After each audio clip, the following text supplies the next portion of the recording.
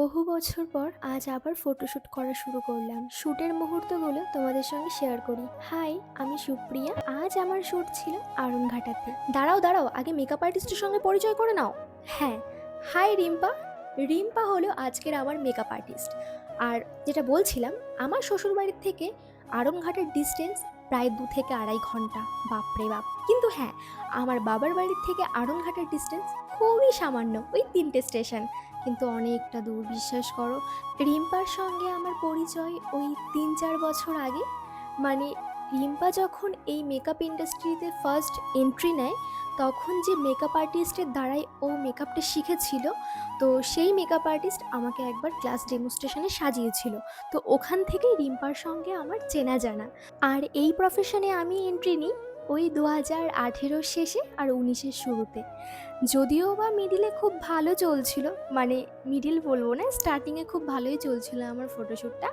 কিন্তু তারপর আমি বেশি দিন ক্যারি করতে পারিনি। তার রিজন হলো, আমি ফটোশ্যুট করতে করতে ভিডিও শ্যুটের মধ্যে ইনভলভ হয়ে গেছিলাম। ভিডিও শ্যুটটা মানে আমি ইউটিউবে ভিডিও শ্যুট করতাম, যেখানে হচ্ছে আমার কাজ ছিল যে কভার সংগুলো হয় বা অফিসিয়াল সং হয়, সেগুলোর ওপরে গান বেসিস আমরা কিছু স্টোরিক্যাল অ্যাক্টিং থাকে, সেটা স্যাড হোক বা যাই হোক না কেন, ওইগুলোর ওপর আমরা কাজ করতাম, অ্যাক্টিং করতাম, সেগুলো গানের সঙ্গে মিলিয়ে ব্যাস একটা মিউজিক বানিয়ে সেটাকে আপলোড করা হতো। That's it. মানে তোমাদের বুঝতে সুবিধা হবে এই জন্য আমি কথাটা বললাম। তো ওটাকে আমি প্রাধান্য দিতে গিয়ে এটাকে আমার ছাড়তে হয়েছিল। আসলে তখন না এতটা ক্যাপাসিটি আমার মধ্যে ছিল না যে আমি দুটোকে একসঙ্গে মেনটেন করব। তো আমি পেরে উঠছিলাম না। তার জন্য আমার মনে হয়েছে যে না, আমি ফটোশ্যুটটাকে ছেড়ে দিই আর আমার ভিডিও শ্যুটটা ক্যারি করি। আর এটা ছাড়ার কিছু রিজন ছিল আমার কাছে। সেটা হচ্ছে, আমি অনেক ভেবে চিন্তে দেখেছি।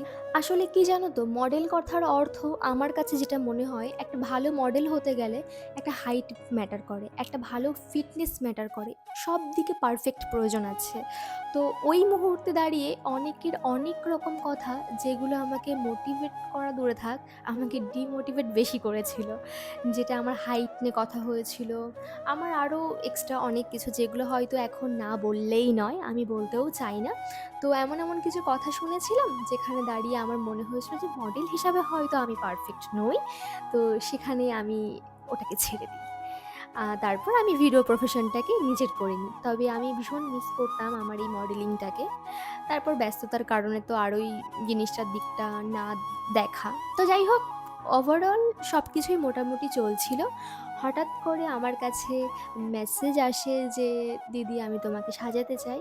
তো আমিও ভাবলাম যে ঠিক আছে চলো, আমি ফাঁকা আছি, তার থেকে বড় কথা এতদিন যখন শ্যুট করি না, তো লক্ষ্মী যখন আমার কাছে আসতে চায়, আমি কেন সেটাকে বারণ করব? অবশ্যই আমি গ্রহণ করলাম ফটোশ্যুটটাকে, আবারও স্টার্ট করেছি। আর অলমোস্ট আমাদের হাফ মেকআপ কমপ্লিট হয়ে গেছে আর আমরা এখানে ডিনার করে নিচ্ছিলাম। এদিকে রিম্পা কার্টুন না দেখলে নাকি খেতেই পারে না। আর ওর সঙ্গে সঙ্গে আমিও বললাম, ঠিক আছে চলো, আমারও বেশ ভালোই লাগে কার্টুন দেখতে। কিন্তু এখন আর আগের মতো সেই দিনটা কোথায় বলো? এই দেখো, খাওয়া-দাওয়া কমপ্লিট আর এই নেলসের অবস্থা। বেসিক্যালি এক্সটেনশন করা নেলের এই প্রবলেমগুলো হয়, আর আমার না, প্রতিটা মডেলেরই হয়। তবে আমি বলবো, তোমরা না এই ছোট ছোট যে টিস্যুগুলো হয়, যেটা আমি তোমাদের দেখালাম, হয়তো 20 টাকা কি 25 টাকা নেবে, এগুলো ক্যারি করবে।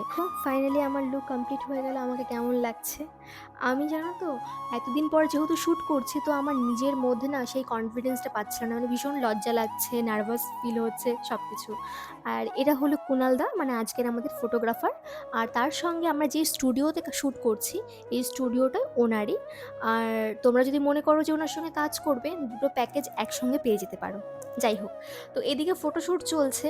আর যেটা না বললেই নয়, আমি অনেক চেষ্টা করছি ভিডিও কন্টিনিউ মেনটেন করার। মিডিলে যে প্রবলেমটা হয়েছিল, আমাকে অনেকে মেসেজ করেছে, দিদি ভিডিও আসছে না কেন, ভিডিও দাও, ভিডিও দাও। কিন্তু সত্যি বিশ্বাস করো, ব্যস্ততার কারণে আমি একদম মেনটেন করতে পারিনি। তার রিজন হচ্ছে, আমি যে ঘরটাতে থাকতাম, ওই সেই ঘরটার ডেকোরেশন চলছিল। তারপর ভিডিও না করতে করতে একটা নেগলেসি ভীষণ রকমভাবে কাজ করছিল। তারপর আর কি, তারপর সব কিছু গোলেমালে গোলেমালে ভেজে গেল এরকম একটা ব্যাপার। তো ফাইনালি আমি আবার কন্টিনিউ করছি সব কিছু। এটা হচ্ছে সুসংবাদ, যদি তোমরা চাও তাহলে। আচ্ছা, আমার মতো তোমরা কারা কারা ফটোশ্যুট করতে পছন্দ করো বলো তো? আর একটা কথা না বললেই নয়, সেটা হচ্ছে থ্যাংক ইউ রিম্পা। তুমি যদি আমাকে সাপোর্ট না করতে তাহলে হয়তো এই ভিডিওটা এত সুন্দর করে আমি করতেই পারতাম না। আসলে কি হয়েছে জানো তো?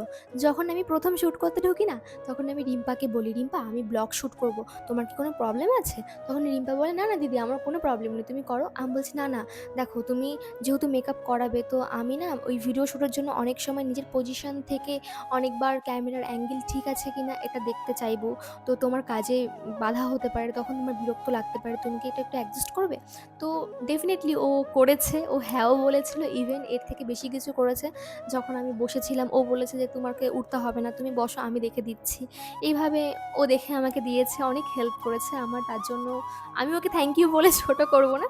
তবে আমি এতটুকুনি বলবো, সত্যি আমার খুব ভালো লেগেছে রিম্পা তোমার ব্যবহার। আর তোমরা বলো আমাকে কেমন সাজিয়েছে। আমার যতটুকু এক্সপেকটেশন ছিল তার থেকে রিম্পা অনেকটাই ভালো সাজিয়েছে আমাকে। আর যদি তোমরা মনে করো রিম্পার কাছে সাজতে চাও, অবশ্যই রিম্পার সঙ্গে কন্ট্যাক্ট করো। তোমরা ইনবক্স করো, আমি তোমাদেরকে নাম্বার হোক বা প্রোফাইল লিঙ্ক হোক প্রোভাইড করব। আর এই লুকটা এইভাবেই আমি এক্স্যাক্টলি বাড়িতে যাব, যেহেতু ট্রেন থেকে আমার ২-৩টে স্টেশন পরেই ছিল বগুড়া। আর রাত তখন বাজে ৯টা, তো কোনো রকম কোনো প্রবলেম নেই, কারণ এইভাবে আমি অনেকবার যাতায়াত করেছি, ইভেন এখন মডেলটা করে। তো চলো আজকের মতো এই পর্যন্ত, দেখা হবে অন্য একটা ভিডিওর টাটা। সঙ্গে। সবাই ভালো থেকো।